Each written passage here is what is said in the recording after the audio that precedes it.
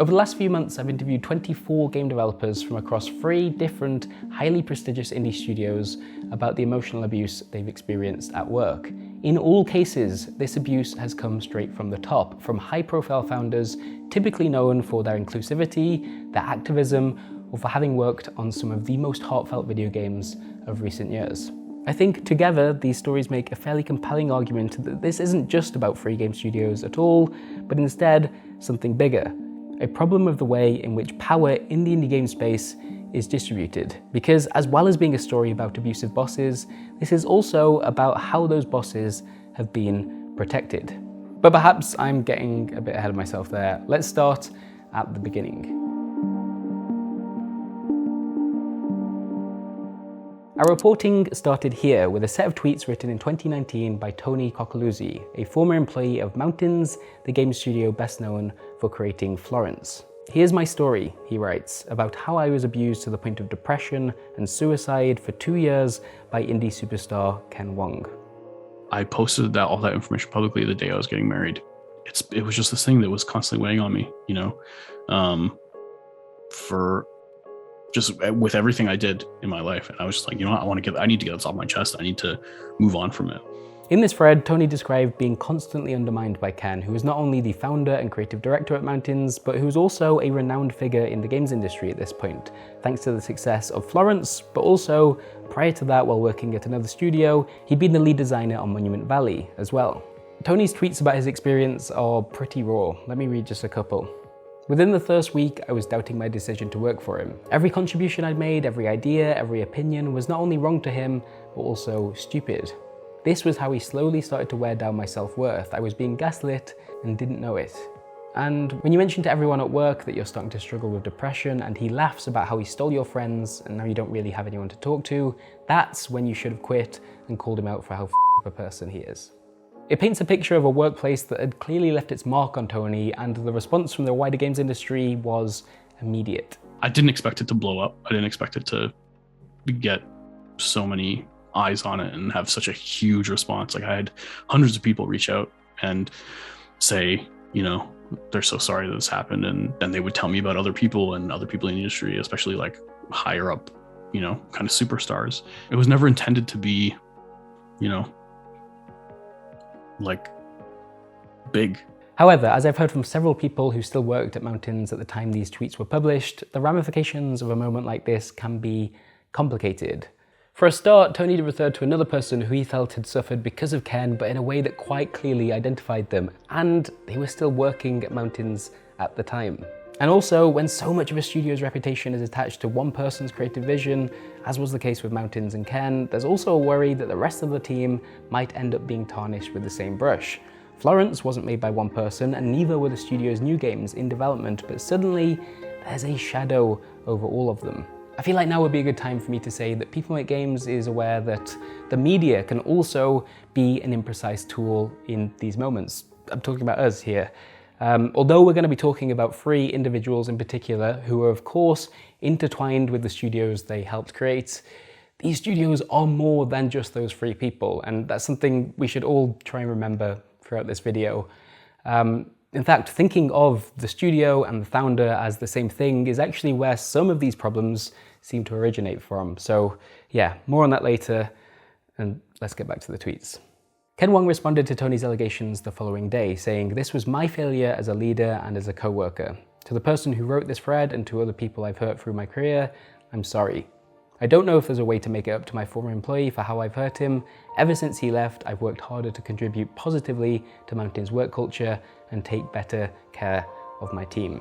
That message was posted on the 29th of August 2019, and it does suggest some amount of self-reflection was taking place.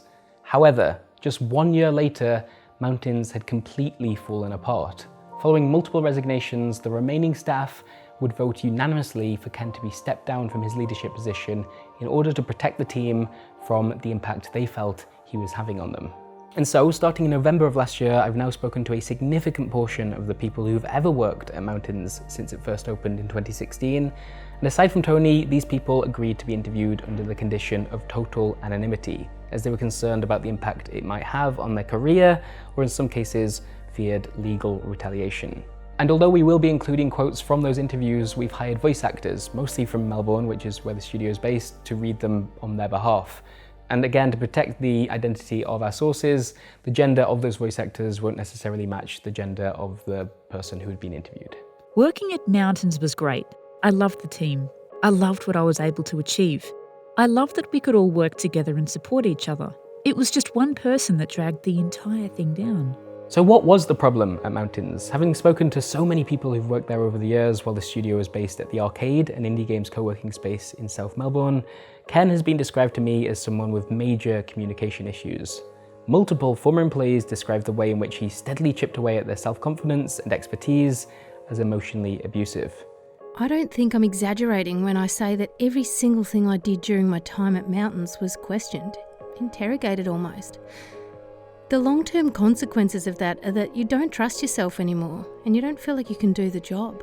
Every time we brought somebody new in, there would always be a point where you had to have a conversation with them and say, it's not you, this is just how he acts. We had a glass wall with all of these awards on display, and tour groups would be brought through the Arcade sometimes, and they'd stop outside of Mountains and be told all about this darling indie studio with all its accolades. Meanwhile, we're sitting inside in silence because one of us has just been torn apart by Ken. There were so many times I wished that people could know what was going on. Everybody I've spoken to has pointed to the way in which Ken offered feedback to his team as a significant problem, with one former employee describing it as a constant pushing of what was acceptable. He had this thing where he just questioned everything you did. For whatever reason, Ken's going to shoot you down and pick your work apart into 1,000 pieces. You won't know why, and he won't have a better alternative. It's such a difficult thing to describe if you haven't experienced it. Throughout the few years I worked there, I was constantly trying to manage his emotions and trying to enter every interaction in a way that wasn't going to blow up. This wasn't someone I didn't get along with. This wasn't a bad job. It was, I think, a very cruel person in a position of power who liked to make people feel bad, to make himself feel better. By 2020, the studio needed to implement a new policy in which any employee could decline to have a one-on-one interaction with Ken if they felt he was overstepping. At any point, they could say the word pause and the conversation would end then and there, with other members of Mountain's leadership team coming in to help mediate. What kind of studio needs a safe word though? Let's be honest. Ken's behaviour was heavily criticised within the studio, both before and after Tony's tweets were published, and this would sometimes lead to moments in which apologies were made and Ken would promise to change that behaviour going forwards, which some employees describe as him having had good intentions, but then inevitably he'd relapse later on. Others offer a far less charitable view. The team would sit around and basically beg Ken to acknowledge his management style. He was given chances. He was given warnings, he was given strategies, and he was given aid. And that's why at this point, it feels like a choice. Negligence at best. After Florence, Mountains had 2 games in the works, although both have been described to me as being in a bad way due to a variety of factors, one of which was the high turnover of staff. The first game, codenamed Sugarloaf, was Ken's passion project. He'd secured funding from Annapurna Interactive, who you'll be hearing plenty about throughout this investigation, after they'd published Florence in 2018. Sugarloaf began life a little closer to what Florence had been. It was talked of as a narrative experience about traveling abroad, perhaps in Hong Kong or Melbourne or New York, but at some point that idea ended up being scrapped and it was replaced with something else entirely. It became a game of terraforming islands, populating those islands with procedurally generated towns which could then be explored and documented, and there'd be NPCs and dynamic storytelling. It was, for lack of a better word, bigger. Former Mountains employees have described it to me as being extremely ambitious and also as having spun its wheels in research and development for years, as entire feature sets were prototyped only to be scrapped again or started from scratch. But the game that most of the Mountains staff were working on, and well, the one that saw all of this come to such a dramatic end, was called Tambo. Again, that's a working title. Tambo was being funded by a different major games publisher and was considered the much more feasible of the 2 projects. Described as a chill game about building furniture and interior decorating, it had players ordering flat pack furniture and then assembling it using gestures on their touchscreen in a way that felt tactile and calming. Original plans for this game had seen different gestures for screwing in every screw and hammering in every nail. There was going to be pottery that you could create and then decorate with a pattern texture generator. There were plans for upholstery, electronics, and houseplants. But following a troubled development in which the game needed to be delayed several times, this was steadily pared down to most actions being completed with the same handful of gestures and some pre-selected colours for that decoration. Multiple former employees have described a moment to me in which the team's brand new lead programmer, Sherry Davidson, was hosting a team meeting in order to get everyone talking about what Tambo's problems were and how they could go about addressing them. This was in her first week as an official employee of Mountains. Ken was disruptive to the point that the whole thing just fell apart, questioning why the meeting was even happening and implying that she wasn't credible. This was someone who'd run this kind of thing in a AAA studio at a huge scale, and was being made to feel like she didn't know what she was talking about in a room of 10. In the end, Tambo was cancelled by its publisher just 3 days before its final submission deadline. Although former employees will admit the game wasn't in fantastic shape in this moment, nobody had been expecting it to end just so abruptly. One developer described the moment as totally crushing, having exhausted themselves sprinting from one deadline to the next, only to see it all amount to nothing. I've heard from a couple of sources now about this publisher having been approached by at least one influential figure in the games industry who expressed their concerns surrounding Mountains following what they'd seen on Twitter in 2019, although it's unclear if this did actually factor into the decision at all, or if it was simply a case of the game itself not meeting their expectations. Either way, Tambo was cancelled and Mountains began almost immediately to unravel. Just a couple of months later, as Mountains was in the process of pitching Tambo to new publishers and transferring more staff over to work on Sugarloaf, 2 members of Mountains' leadership team announced their resignation simultaneously, with both of them citing Ken's behaviour as the main reason for them needing to move on. This would have had huge implications for the studio regardless, but with multiple resignations having already hit Mountains in recent months, it also attracted the attention of the studio's other publisher, Annapurna Interactive. And so, ahead of a call with Annapurna, the entire team at Mountains, aside from Ken, took part in a company-wide meeting that would change everything. It was here that the floodgates opened. Everyone shared their experiences about Ken. Some people were in tears. It was awful and cathartic at the same time. Following hours of discussion, all 7 remaining staff members at Mountains voted unanimously that Ken should be stepped down from his leadership position in order to protect the team and give them any chance at a possible future here. The 2 that had given their resignations even said that, should that happen, they may well consider staying at Mountains instead. Other questions were voted on too, including, would you feel comfortable recommending Mountains as a workplace as it currently stands? This received 6 no's and 1 yes. In the last 6 months, have you thought about leaving Mountains because of Ken? 6 votes for yes, 1 vote for no. And do you believe that Sugarloaf isn't a viable project for Mountains right now? This one was unanimous. Everybody voted yes. The minutes of this meeting, including those votes, were then written up as a 16-page document that was sent along to Annapurna Interactive. I've since had the chance to read that document, and it comprehensively details the team's issues with Ken's behaviour and also their lack of trust in him as both a leader and a creative director. That document was damning. Nobody could look at this and say Ken can stay. The hope at this stage was that Annapurna might be able to act as some kind of mediator between the team and Ken, because although yes, Ken does own the company and Annapurna can't force him to resign, the entire studio voting for him to step down is not nothing.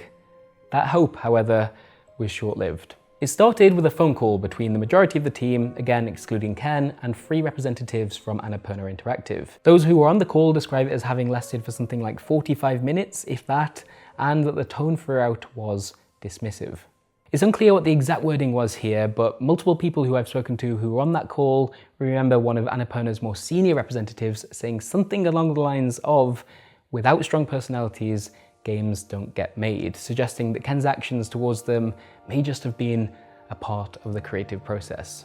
There was a comment made about how making games is really hard.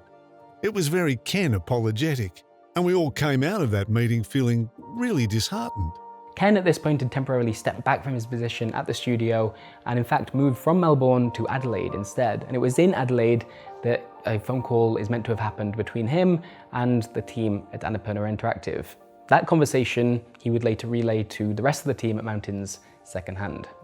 We were told that Annapurna then had a conversation with Ken, in which they suggested he rebuild the studio in Adelaide and hire a new set of graduates instead. The implication being that we expected too much and that graduates would not.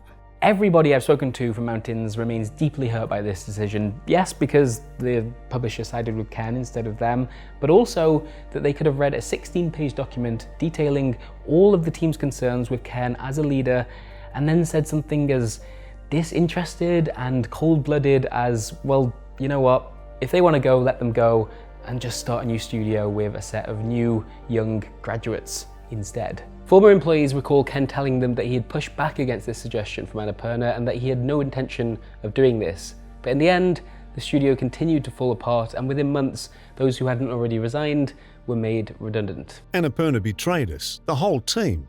And for what? One person. We did contact Annapurna to see if the publisher wanted to respond to any of these allegations, although we didn't receive a response. Ken Wong, however, did get back in touch and said the following. I strongly believe games workers deserve a positive and healthy environment, and that this is the best way to make games. Maintaining such an environment was always my highest priority at Mountains. I deeply regret that I often failed to provide this for my employees. When I received feedback about my communication style, I endeavoured to understand what had occurred, correct my behaviour, and where necessary, make changes to policy and process.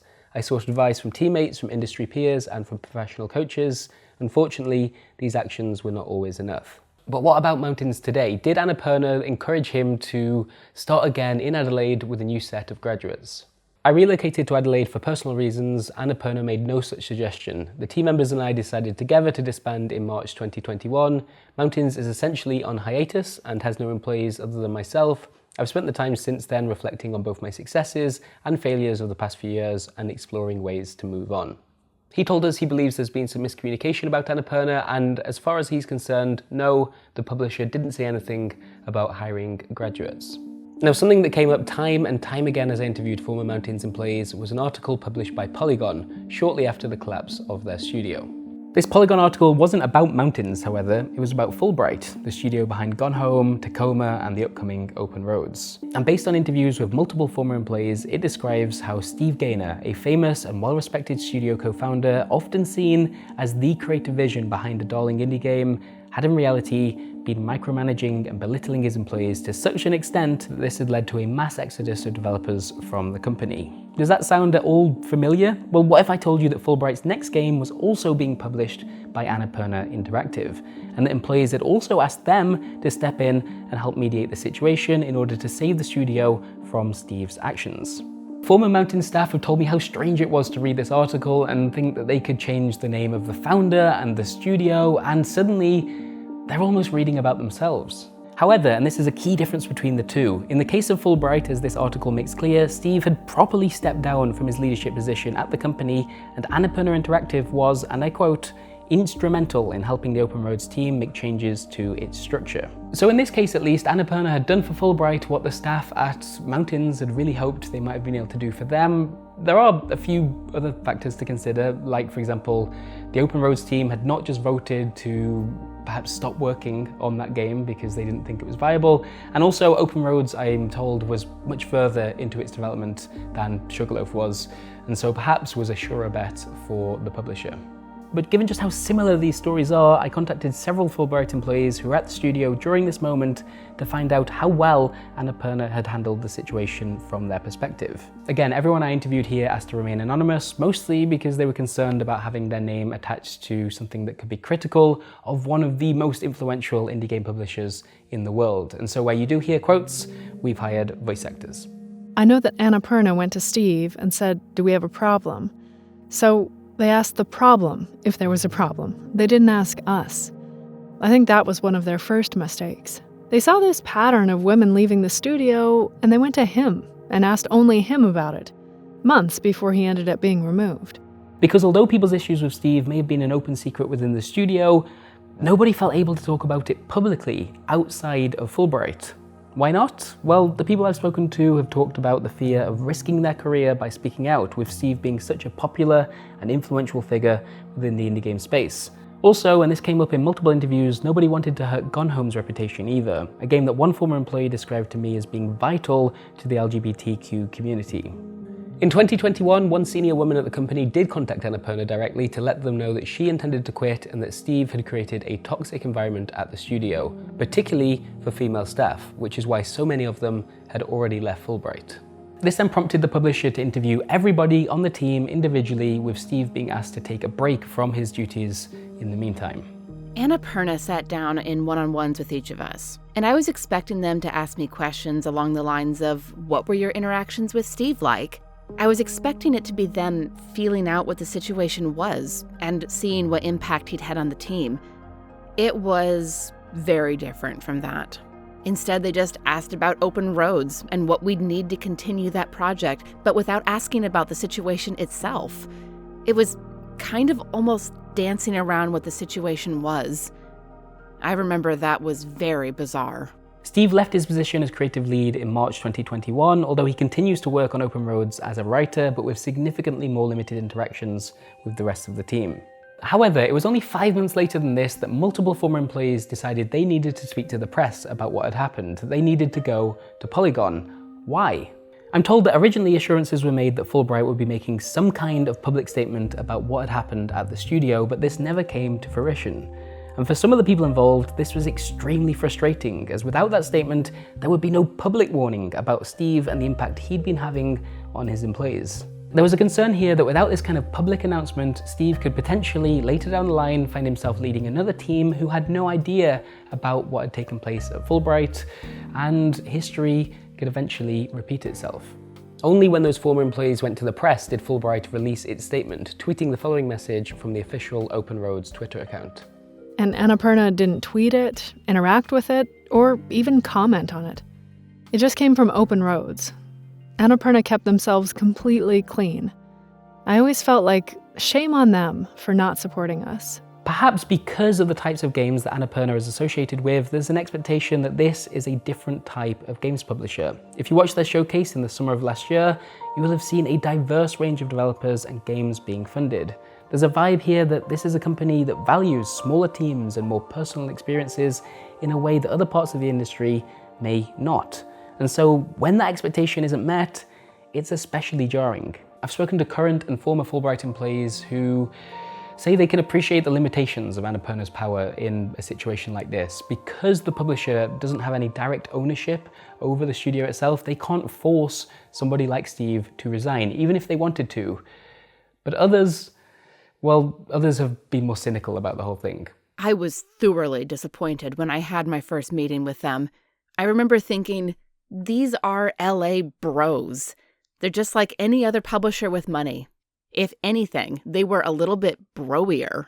Again, Annapurna didn't provide a comment on what happened with either Steve Gaynor or Fullbright. And so what began as an investigation into just one studio had now become a comparison between two. And this is something that I'd bring up in the interviews that I was doing. I'd ask, isn't it weird to you how many similarities there are between these two stories? How many of the details match up so closely? And universally, the answer to those questions was no. More than that, developers would mention other indie studios they'd heard similar worrying things about as well, and one name kept coming up time and time again from interviews I was having with people living in entirely different continents, let alone cities. That name was Phononima. Founded in 2013 by Robin Hunneke and Martin Middleton, this studio is probably best known for having created Watam in 2019 with a team led by Keita Takahashi, previously the game director for Katamari Damacy. And Watam, it's worth noting, was also published by Annapurna Interactive. I've interviewed 8 former employees of Phononima, which isn't a huge studio, by the way, who either worked on Watam or the 2017 VR experience Luna. And all 8 have described studio co-founder Robin Hunneke as someone who is emotionally abusive, who on multiple occasions was known to use personal, sensitive information about her employees at work in a way that was either humiliating or entirely unprofessional. Again, those who've spoken to me have asked for anonymity here as they're concerned about the effect speaking out may have on their own careers. So where you do hear quotes, we've hired voice actors and their gender won't necessarily match that of the person who was interviewed. Prior to founding Phononima, Robin had worked for EA on My Sims and Boom Blocks. She'd been an executive producer on Journey at that game company, and she's a professor of game design at UC Santa Cruz. She's also a hugely influential advocate for diversity in the games industry, having given many talks and interviews on gender equality in particular. Ambassadorship and advocacy isn't just about being on stage and performing and being an extrovert. Sometimes it's about having a quiet, one-on-one personal conversation with a friend who has an unconscious bias that they've just discovered. Many of the people I've interviewed have told me that Robyn's message on those topics was a big part of why they wanted to work at the studio in the first place, but that their own experience of working with her was certainly not in line with those same sentiments. Multiple former employees have told me they believe Phenonima has not been an easy place to work as either a woman or a person of color. I don't think it was intentional. I don't think in her mind she wanted to tear down women. I think she had some biases herself about women having competency problems. It could also have been a perception that they wouldn't fight back. There's a psychological phenomenon where if people think they're not biased or that they're one of the good guys, that they don't look for their own biases and that they're more likely to not self-examine. That's what's going on. If I'm being very generous, I'd say you're always hardest on the person you identify with the most. And if I'm not being very generous and I'm being very cynical, it's like, who's going to listen to women and people of color when somebody says how bad your studio is? That's why none of us alone have come out and said anything. Who will believe us? One of the most consistent complaints that came up across my interviews with all 8 former staff was the way in which Robyn would reference intimate details of her employees' private lives without their consent while in a professional environment, and often as a way of evaluating what she saw as their poor performance at work. It was so personal. She wanted to know so much about people's personal lives and their own psychology, their issues, their hurts, their families. And then she would use those things to explain to people why they were the way they were. She'd make comments about people's previous messy breakups, people's current conflicts they're having with significant others, her opinions about people's dating lives, whether she knew they were in therapy or not in therapy. Sometimes it'd be comments about people's personal appearance, or how feminine they are, or if they were struggling with their sexuality. Just generally things that had no bearing on the quality of work that someone's doing. Definitely the one that has stuck with me was the one where she was like, so-and-so is struggling with their sexuality right now, so it makes sense that they're a little bit distracted. I think that happened in a meeting with like 6 people. I mean, what are you meant to do? There's no HR. The buck stops with her. She knows things about my personal life, and I just heard her talk about a very private detail about one of my coworkers. Multiple former employees told me of moments in which they found out that Robyn had shared sensitive information about their lives with people outside of Phenonima, including with potential employers. I've talked with people outside of Phenonima who have said in conversation, oh, I've heard this thing about someone, and I've had to say like, A, that's not true, or if it is true, that's kind of f***ed up that it got out there. Since I've gotten out, I've been pretty scared of her influence. I don't enter competitions where I see she's the judge. I don't take part in the experimental workshop at GDC. I would never even try. I'm so scared of her thinking of me and being around anybody else. One current employee told me they weren't surprised to find out that a journalist was asking questions about Robyn's behavior and that they themselves were aware of several former employees who had had interpersonal issues with her. That being said, they told me that Phenonima had changed in recent years. For a start, the team had been working remotely since the beginning of the COVID pandemic, meaning that Robyn now had less interaction directly with a lot of people on the team. And shortly after the release of Watam, she also took a step back from some of her more creative responsibilities at the studio to focus more on her role as CEO. Former employees tell me that the overlap between these two roles is where some of the issues may have stemmed from, with both Watam and Luna having suffered trouble developments which they feel were exacerbated by Robyn's input. Luna was at different points imagined as a console game, a mobile title, a PC game, and then more clearly a VR experience. Robyn was the creative lead on the project, although her teaching commitments and other responsibilities meant that her attention was often elsewhere, I'm told, which made it difficult for the team to make progress that she would be happy with. But it was Watam that had the most glaring problems. Everybody I've spoken to has been very aware of there being a huge amount of tension between Robyn and that game's lead designer, Keita Takahashi. The vibe between Robyn and Keita was like tiptoeing around the house because your parents are hungover and alcoholics. Somebody is gonna explode. By the end of Watam's development, I'm told that the pair were barely talking to one another thanks to multiple arguments over the creative and financial direction of the game, as well as the way in which it should be marketed to the press and to players. Keita declined to be interviewed for this piece, but others have suggested that both parties viewed the other as being extremely toxic to the studio. Keita can be really difficult. He's not a soft person. He's critical of people's work, but there's a difference between that and bringing up people's personal lives. Things got so bad at one point that I'm told Keita constructed a barrier out of chairs to keep Robin out of the Watam team's side of the studio. Now, although the game had started out as a PlayStation 4 exclusive, Sony had eventually pulled its funding, leading to the game being picked up by Annapurna Interactive instead in 2017. Both Robin and Keita maintained close relationships with the publisher throughout that project, and I'm told that Annapurna was made aware on many occasions of the growing conflict between the two of them, as well as other employees' issues with Robin's behaviour in particular. In fact, when Watam required an additional engineer, one former employee was brought back on as a contractor by Annapurna, although with the express stipulation that they never need to be in the same room as Robin or have any direct contact with her. Other developers told me they wished that Annapurna had been able to do more here, and outside of the publisher's limited influence, they also felt let down by the complete lack of accountability within Phononima itself. Multiple former employees told me they approached Martin Middleton, the studio's other co-founder and chief technology officer, about Robin, asking him to do something, anything about the situation. Somehow Martin didn't really voice an opinion. The few times I tried bringing it up to him, he was pretty dismissive about it. He felt bad. He just felt awful about it. He was just a well of feeling bad, and that inability to do anything but feel bad, it makes him complicit. Some tried talking to Robin herself about her behaviour, although there's an obvious power dynamic to consider there, and have described feeling worried about pushing too hard and then facing some kind of punishment later down the line, while others have said these conversations could end with Robin in tears, which they felt deflected from the points they were trying to raise. And so the people I've spoken to have left, with all 8 referencing Robin's behaviour as at least a factor in that decision. Multiple former employees also described having been traumatized by their experience in Phononima, with this having had a very real impact on their lives in the years since, including the need for therapy and believing that certain spaces within the games industry are no longer accessible to them. I don't know how to make sense of it. It's made it very hard to bring these issues to light because I think she's a net positive good in the industry. She's a strong advocate. I think her message is really positive and inspiring. But does it do more good than bad for her to continue to have that voice? Or is it better to do right by the people that have been hurt working with her?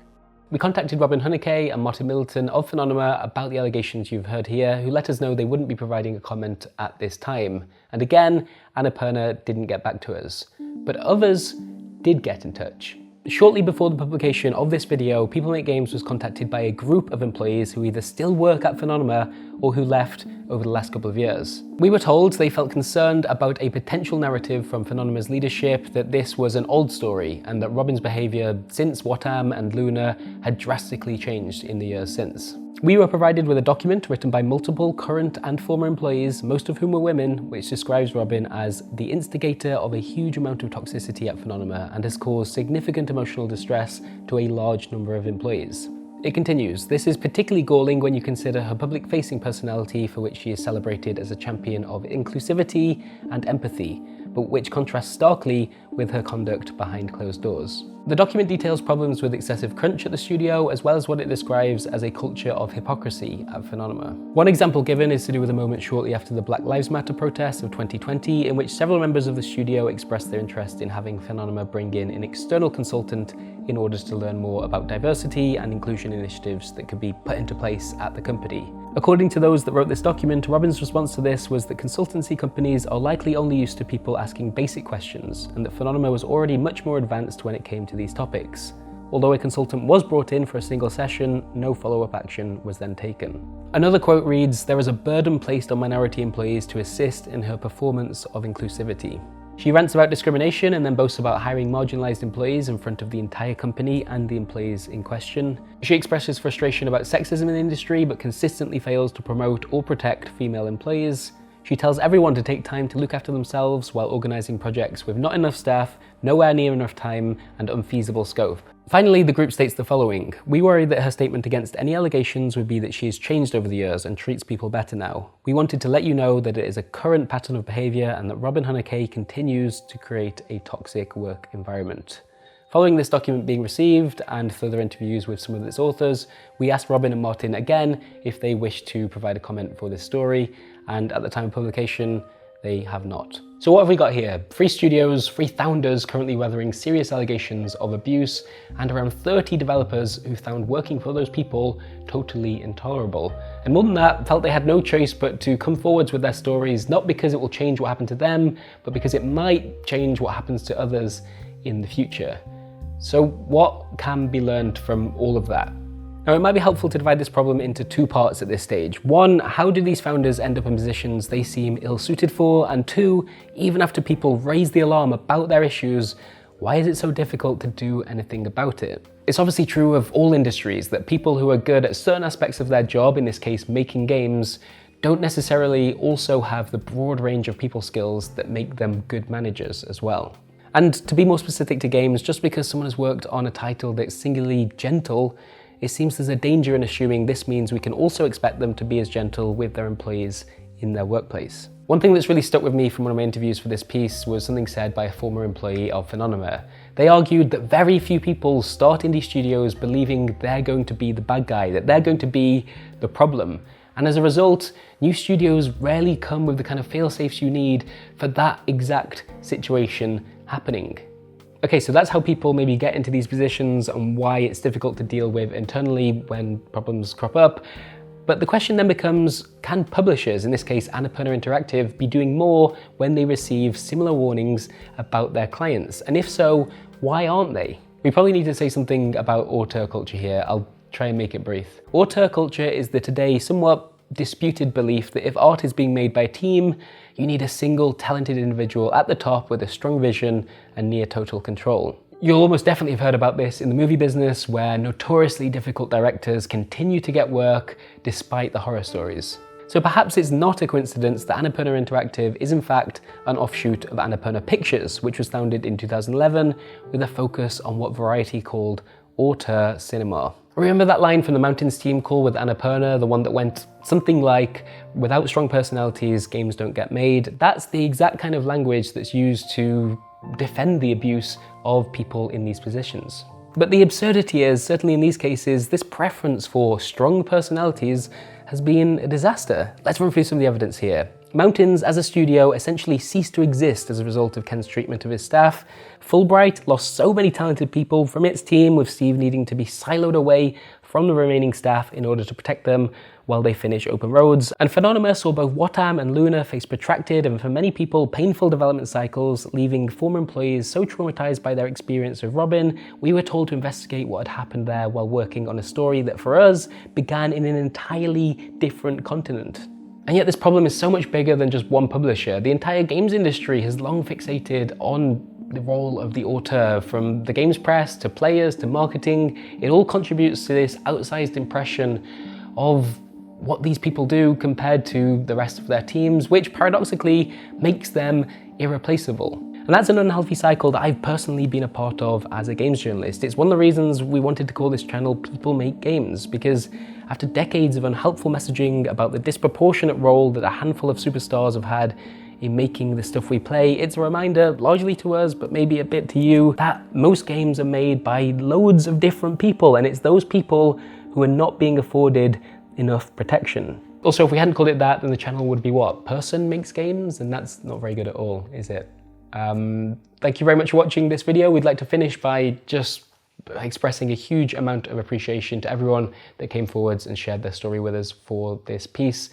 It's a massively nerve-wracking thing to do, to open up and trust a journalist on the other side of the world in most cases.